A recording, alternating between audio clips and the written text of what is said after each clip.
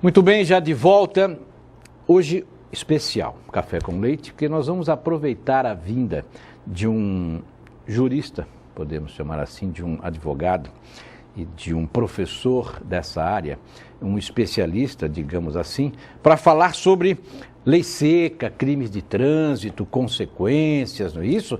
E então eu vou fazer uma coisa especial, eu vou estender o quadro Direitos do Cidadão e vou entrar na parte da entrevista, não é? Para aproveitar essa visita aqui do Dr. Cristiano Rodrigues, que a partir de agora já está ao meu lado, vai conversar com você, telespectador, e vai tentar mostrar de uma forma clara, didática, de uma forma simples, não é isso? Aberta, como que está hoje, perante a sociedade brasileira, o problema de álcool e direção, uma associação que não combina definitivamente. Bom dia, doutor Cristiano Rodrigues. Bom dia, é um prazer enorme estar aqui, poder discutir esse tema tão importante, tão relevante e informar um pouquinho a população a respeito do assunto, né? Com certeza.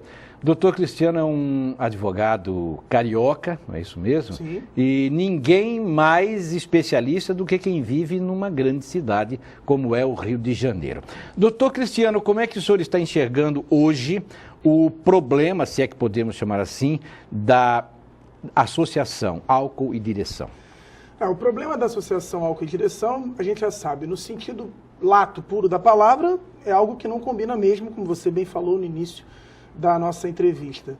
Mas o problema é como isso está sendo tratado pela legislação e também pelas decisões dos tribunais, o STF, o STJ principalmente, e com isso, com o foco que a mídia vem dando a esse problema, né, a população também está desviando a atenção do que me parece ser o problema principal, né, que é a consequência e efetivamente a punição que deve ser dada a quem realmente produz a morte ou a lesão de uma pessoa na condução de um veículo automotor, estando sob influência do álcool. É bom sempre ressaltar, né? Não estamos falando só de álcool ou qualquer outra droga. Sempre se fala de lei seca, Sim. O tema acaba indo para o lado do álcool, mas o problema não é só de álcool, é de qualquer outra droga.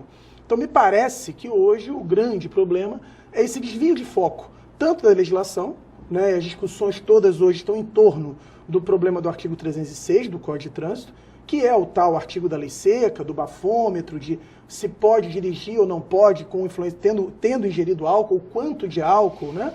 E o foco deixa de ser, na minha opinião, o principal problema, que são as consequências de uma punição mais severa, que a gente carece de uma punição mais severa, mas para quem efetivamente gera morte ou gera lesões corporais na condução do veículo, estando sob influência, e essa palavra é muito importante, sob influência do álcool ou de alguma droga. Há um desvio, me parece, de foco e de tratamento também a respeito do assunto. Você está falando na parte técnica, né? Vamos na parte prática.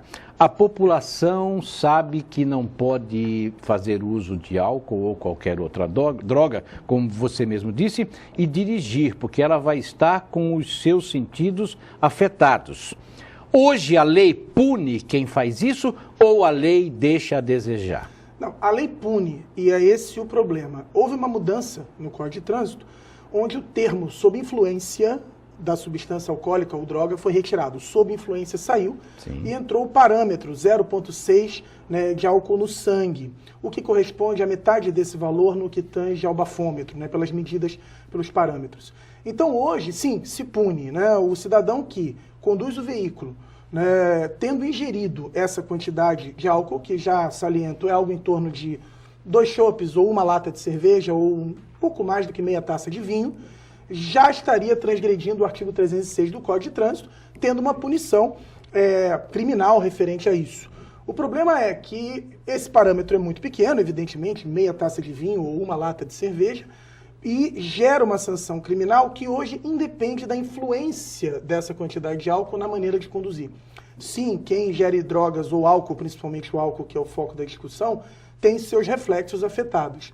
Mas isso tem que se traduzir, né, em uma comprovação fática de que realmente isso influenciou no modo de conduzir, e a lei hoje não exige isso. Esse talvez seja o maior problema da mudança da legislação, que está gerando tanta discussão sobre a sua constitucionalidade. Mas na parte prática, sim. Quem for pego bebendo e dirigindo vai responder pelo artigo 306 do Código de Trânsito, mesmo que não gere acidente nenhum, mesmo que não altere o seu padrão de direção, e esse talvez seja o problema mais delicado, mas sim, se ficar comprovado via bafômetro ou exame de sangue, a ingestão da quantidade superior ao limite estabelecido em lei. Bem, aí você me pergunta assim, então quem bebe e é pego é punido. Também não é bem assim. Será que a punição é a contento? Será que essa é a punição que você gostaria que o motorista irresponsável tivesse? A lei é dura quando nós falamos o quesito quantidade de álcool no sangue. Ela é dura. Muito pouco álcool no sangue é detectado, você está contra a legislação. Mas do outro lado, na dureza da quantidade de álcool, a quantidade de punição, será que combina uma com a outra, doutor Cristiano? Combinaria, na verdade, se não tivesse sido feita a alteração que foi feita. O problema é um pouco técnico, na verdade não é só prático, né? Nós temos sim um problema ligado à punição. A punição é proporcional a um crime que é de perigo. Efetivamente, esse é um crime de exposição a perigo. Nós não estamos falando, essa confusão é bom que seja desfeita, sobre quem mata e quem lesiona no trânsito, mas simplesmente quem conduz o veículo tendo ingerido uma determinada quantidade de álcool. Então existe uma sanção, essa sanção ela é razoável, né? Desde que fique demonstrado, e aí é que é o grande problema, que essa quantidade de álcool gerou influência na forma de dirigir que faz com que gere um perigo chamado de perigo concreto. Hoje, com a ausência do termo influência, isso não é mais necessário. E ficamos presos a uma medida matemática constatada pelo bafômetro. Aonde reside o problema? É que o bafômetro é uma produção de prova e a Constituição, ela não obriga o cidadão a produzir prova contra si mesmo. Então essa é uma lei que nasce ineficaz, porque o STJ recentemente já deu decisão, e algumas vezes, não é a primeira vez que essa decisão aparece, dizendo que não é obrigatório para o cidadão fazer o bafômetro, porque ele está produzindo prova contra si mesmo, é o direito constitucional de você ficar em silêncio, de você não produzir prova contra si mesmo. Então, como nós estamos amarrados a um valor numérico, um valor de quantidade de álcool, e não a influência que esse álcool gera na maneira de conduzir, expondo a perigo, se o cidadão simplesmente não quer fazer o bafômetro, ele não faz. E, portanto, a lei perde a sua eficácia e sua aplicação. O problema não está na pena, mas como fazer essa lei ser aplicada?